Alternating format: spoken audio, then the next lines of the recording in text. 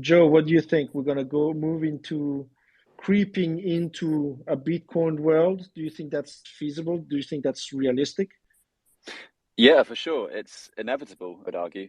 And I mean, first up, Jerry, thank you very much for organizing this and thanks for having me on, mate. It's lovely to hear your voice. And just anecdotally, Thierry and I met at the World Economic Forum in Davos in January or February this year. And inevitably, we ended up debating gold and Bitcoin.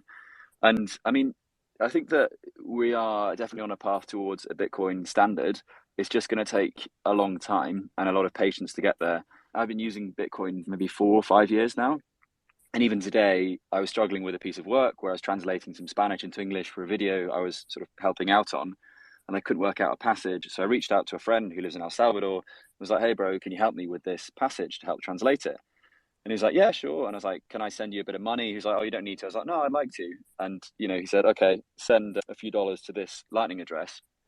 And he did the piece of work. I sent him the money, and it was all completely smooth, completely frictionless.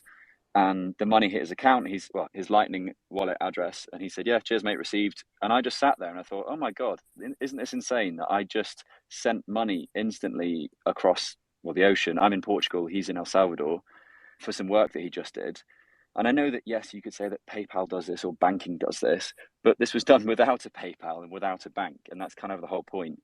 So I just think that if Bitcoin is blowing my mind and I've been using it religiously for years and years, then just wait until the whole world wakes up to Bitcoin and realizes the implications of that and what it means that we can send value instantly all around the world. What does that mean for content creation? What does that mean for value transfer? All of these things. And I think we're only just scratching the surface. And the blockchain, crypto, Web3 stuff, it's fascinating, but it's just a major distraction. Like the real change is happening in the Bitcoin world. It's just a question of people opening up and realizing there's a lot more to be understood here and there's a lot more to be tested out. So we are definitely moving towards a Bitcoin world. It's only a matter of time. And come on board, come learn about it. Good point. And thanks, Joe, for giving your vantage point. Obviously, you know, from a personal perspective, we need to take more responsibility in society, both for our actions, but also perhaps for our own financial wealth. But when it comes to experiments such as Bitcoin and El Salvador, even though I met with the senators from over there, I think Bitcoin has the virtue of breaching the status quo and definitely providing with another alternative to fiat. And for that, I'm super happy. But, when you are in El Salvador and you start the Bitcoin experiment pretty much at the top, I think you can also somewhat realize that so far it's been kind of a disaster. So don't you think that's counterproductive there, Joe, for people to kind of like take it seriously? I mean, you described it as a Bitcoin experiment and said it was a disaster, but look at any metric at the country and it's been a total success. Look at GDP, look at tourism figures, look at safety, look at security, look at even just marketing. The fact that we are sat in our offices or homes around the world discussing this tiny country called El Salvador, which 2 or 3 years ago no one had even heard of. I think if you look at Bitcoin in terms of payments, then yes, there's a lot of work to be done because I stayed in El Salvador recently and tried to live off Bitcoin. I failed to do so.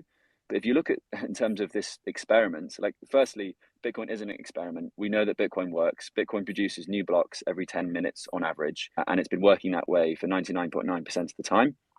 But if you look at sort of the adoption of Bitcoin in El Salvador, there's definitely different angles to frame it in. And I think the mainstream media has obviously looked at it and gone, Bitcoin fails because I can't buy a coffee at every pupusa stand in El Salvador. That's just lazy and ineffective. But if you want to look at it as, say, Bitcoin, if El Salvador were to adopt French tomorrow or to adopt Chinese as like an official language, we could go there in a year's time and there'd be very few French speakers or Chinese speakers.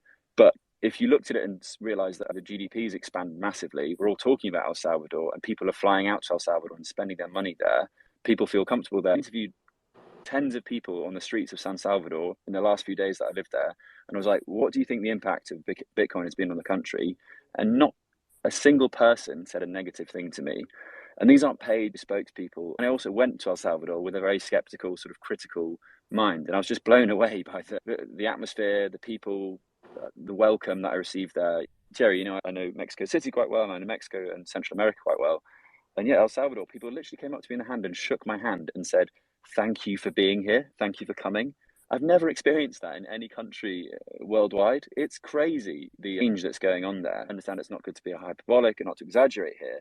I've not been in many countries like this before, and I spent 3 years living in sub-Saharan Africa, so I know what it feels like to be in a country that's changing dramatically. The argument you could make is Bukele has been a lot more important for El Salvador and the change that's happened there. And I don't really want to get into politics, but I think that's quite an interesting debate. But as for Bitcoin in El Salvador, it's been an incredible success. We've got to remember this is a tiny, insignificant country that suddenly is on the world stage and suddenly under scrutiny from Bloomberg's to Wall Street journals to Cointelegraphs. So I think it's absolutely phenomenal what Bitcoin has brought to that country. And it's only a matter of time before other developing countries follow suit and then perhaps a more developed nation. That's a very good point, and thank you for contributing to this, because I think this is also what the point of having a conversation from people who are in different places who get to see different things.